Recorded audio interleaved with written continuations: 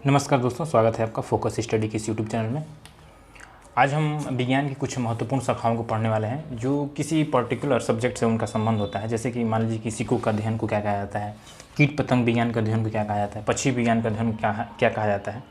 तो ये उन्हीं की ये शाखाएँ होती हैं और उन शाखाओं के अंतर्गत क्या पढ़ा जाता है, क्या समझा जाता है, यही चीज़ आज पढ़ने वाले हैं। और ये बहुत इंपॉर्टेंट टॉपिक है, इससे हमारे परीक्षाओं में क्वेश्चन बनते रहते हैं। तो चलिए शुरू करते हैं। देखिए, पहला हमारा न्यूमिस्मैटिक। समझिएगा, न्यूमिस्मैटिक का संबंध किससे है? सिक्कों के अध्ययन से न्यूमिस्मैटिक का संबंध होता है। उसके बाद है एंटोमोलॉजी का संबंध किससे है? कीट पतंग विज्ञान से। एंटोमोलॉजी का संबंध कीट पतंग विज्ञान से है। ऑर्निथोलॉजी का संबंध किससे होता है? पक्षी विज्ञान से। ऑर्निथोलॉजी का संबंध किससे होता है? पक्षी विज्ञान से।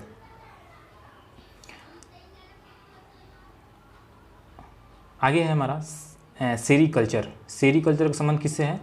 रेशम उत्पादन से सेरीकल्चर का संबंध होता है। उसके बाद है एपीकल्चर। ये एपीकल्चर का संबंध किससे है? मधुमक्खी पालन से एपीकल्चर का संबंध है। आगे है हार्टिकल्चर का संबंध किससे है? पुष्प फलों का अध्ययन से हार्टिकल्चर का संबंध है। माइकोलॉजी का संबंध किससे है? कवकों के अध्ययन से माइकोलॉजी का संबंध है।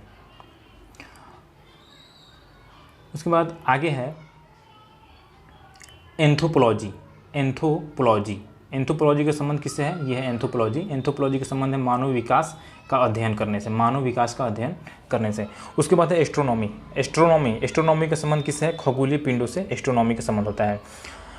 आगे है बैक्टीरियोलॉजी का संबंध किससे है? जीवाणुओं का अध्ययन करने से। उसके बाद है क्रोमेटोलॉजी का संबंध किससे है? तो फूलों के रंगों का अध्ययन करने से क्रोमेटोलॉजी का संबंध है।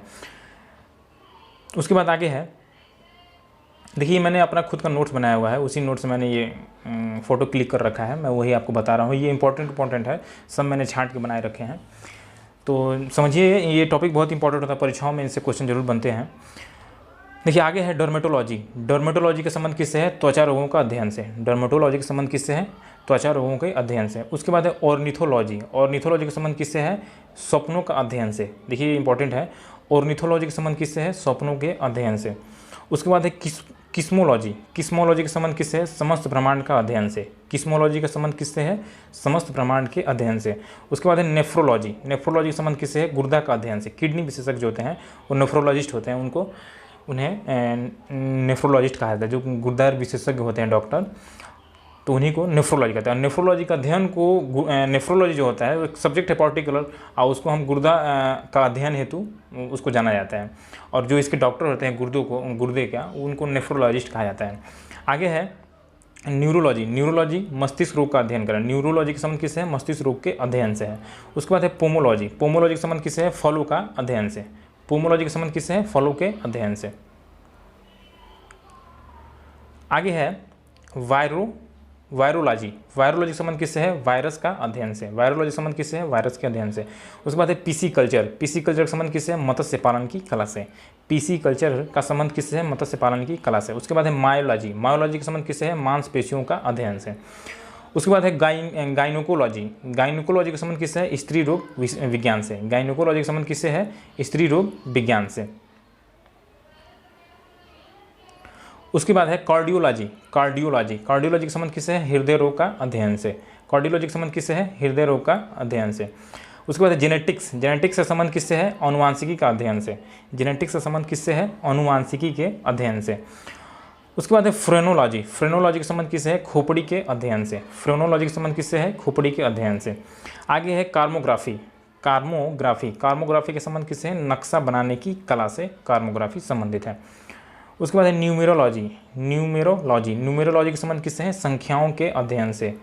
न्यूमेरोलॉजी के संबंध किससे है? संख्याओं के अध्ययन से। आगे है हिप्टोलॉजी का संबंध किससे है?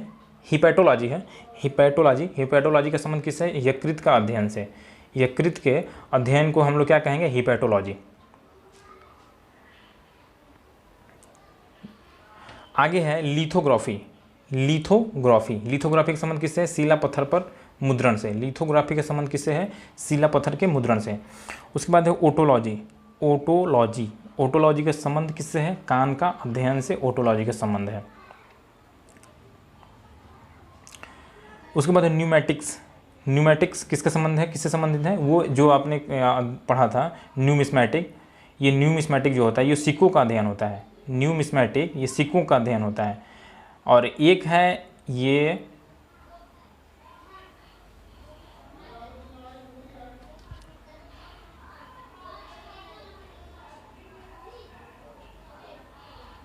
न्यूमेटिक्स होता है, ये न्यूमेटिक्स है। वो न्यूमिस्मेटिक था सिक्कों का अध्ययन, और ये है न्यूमेटिक्स। न्यूमेटिक्स संबंध किससे है? गैसों का अध्ययन से। उसके बाद है फोटोलॉजी, फोटोलॉजी का संबंध किससे है? प्रकाश के अध्ययन से। उसके बाद है रेडियोलॉजी, रेडियोलॉजी का संबंध किससे है? एक्स किरण का अध्ययन से। उसके बाद है विटिकल्चर, विटिकल्चर का संबंध किससे है? अंगूरों का अध्ययन से। विटिकल्चर का संबंध किससे है? अंगूरों के अध्ययन से। उसके बाद है vermi culture, vermi culture, vermi culture का संबंध किससे है? केंचुआ पालन से। आगे है फाइकोलॉजी, फाइकोलॉजी, फाइकोलॉजी का संबंध किससे है? शैवालों के अध्ययन से। फाइकोलॉजी का संबंध किससे है? शैवालों के अध्ययन से। आगे देखते हैं,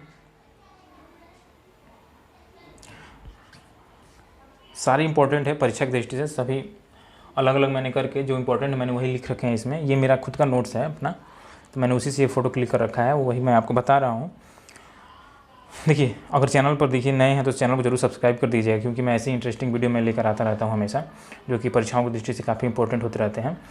तो अगर चैनल पर नए हैं तो चैनल को जरूर सब्सक्राइब कर दीजिएगा और बेल आइकन को भी प्रेस कर दीजिएगा, जिससे कि नोटिफिकेशन आपको मिलता रहेगा। देखिए आगे है साइटोलॉजी, साइटोलॉजी का संबंध किससे है? जीव कोशिका का अध्ययन से साइटोलॉजी का संबंध होता है। फिर है एंथोलॉजी, एंथोलॉजी का संबंध पुष्पों के अध्ययन से होता है। एंथोलॉजी का संबंध पुष्पों के अध्ययन से होता है। उसके बाद है केलोलॉजी, केलोलॉजी का संबंध किससे होता है? सौंदर्य के अध्ययन से। केलोलॉजी का संबंध किससे होता है? सौंदर्य के अध्ययन से।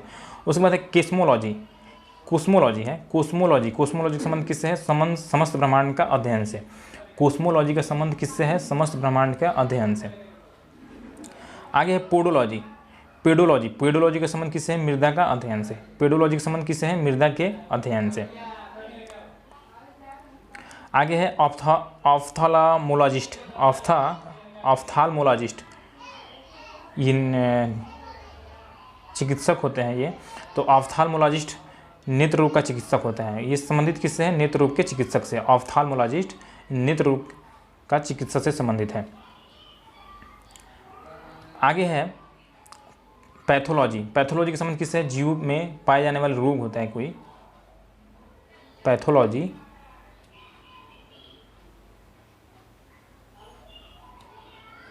पैथोलॉजी का संबंध जीवों में पाए जाने वाले रोग से संबंधित। पैथोलॉजी किससे संबंधित है? जीवों में पाए जाने वाले रोग से।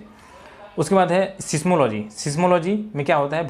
भूकंपों का अध्ययन होता है। सिस्मोलॉजी में भूकंपों का अध्ययन होता है। भूकंप की तीव्रता किससे नापी जाती है? तो सिस्मोग्राफ होता है। देखिए उसी से ये रिलेटेड है। भूकंप की तीव्रता नापने के लिए सिस्मोग्राफ का प्रयोग किया जाता है, और सिस्मोलॉजी होता है जिसमें भूकंपों का अध्ययन किया जाता है। आगे है ऑस्टियोलॉजी, ऑस्टियोलॉजी ये है आपका ऑस्टियोलॉजी। ऑस्टियोलॉजी किससे संबंधित है? अस्थियों के अध्ययन से। ऑस्टियोलॉजी किससे संबंधित है? अस्थियों के अध्ययन से।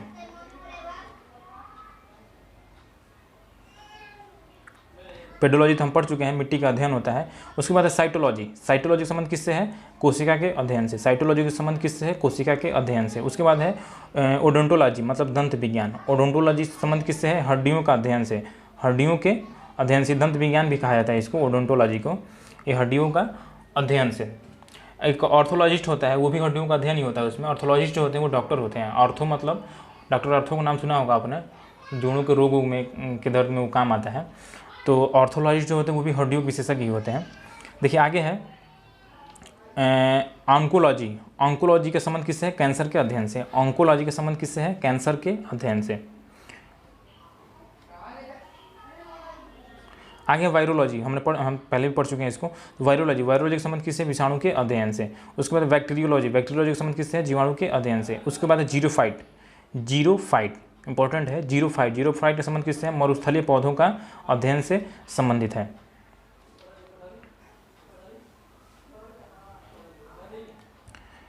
देखिए आगे है जीरेंथोलॉजी, जीरेंथोलॉजी ये है जीरेंथोलॉजी। जीरेंथोलॉजी का संबंध किससे है? बुढ़ापे की प्रक्रिया का अध्ययन।